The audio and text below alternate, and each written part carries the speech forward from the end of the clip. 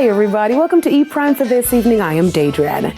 Critics rave over the Wailers album. The 12-track Grammy-nominated project continues to bring favor for the Wailers, reaffirming their spot on the music scene following its release. Speaking with E Prime, band leader for the Wailers, Aston Barrett Jr., shared that critics are astonished by the body of work. A lot of the feedback is they can't believe the quality of the album. They're saying, I never hear reggae sound so magical in this time. Incorporating technology from different eras and having Emilio Estefan Jr. on board, the success of the album was imminent. We use analog and digital. We use what we have and we still go on with technology, but there's still certain things with analog that you cannot beat.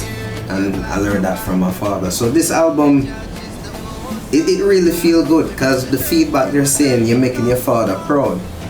And I'm saying that, well, we have a great producer, Emilio Estefan, that is already a number one. We put our heart and soul into it because we know that it was going to be an evolution. And also, knowing that Emilio is a producer for his genre and to mix that with reggae. We already tried it before and we got to where we needed to reach. And he asked me, he said, you want to do another album? And I said, yeah, do a next one. No mind, but I want to do it differently this time.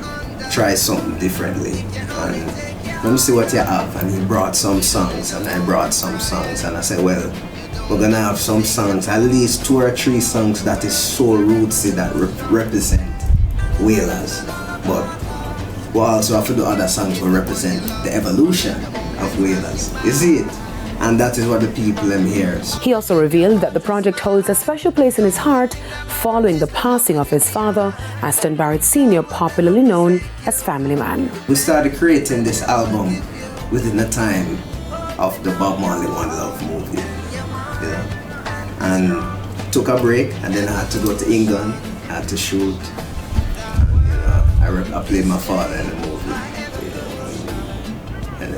After we finished that, we came back and finished the album. And right as we finished the album, my father went to Mount Zion. You know, so everything just happened a certain way. So that's why this album definitely means a lot.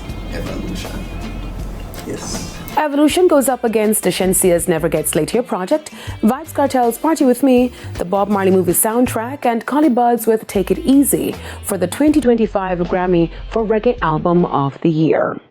Now, on the international scene, Beyonce to perform at the NFL's Christmas Day halftime show. Netflix says the Sweet Dreams singer will perform during the platform's first ever NFL Christmas game day. The schedule consists of 2 matchups, and Netflix announced that Beyonce will be the halftime performer during the Ravens Texas game in Beyonce's hometown of Houston. The streaming platform says this will mark the singer's first time performing songs from her Cowboy Carter album live. That's it for E Prime this evening. I am Daedrian. Thank you for watching.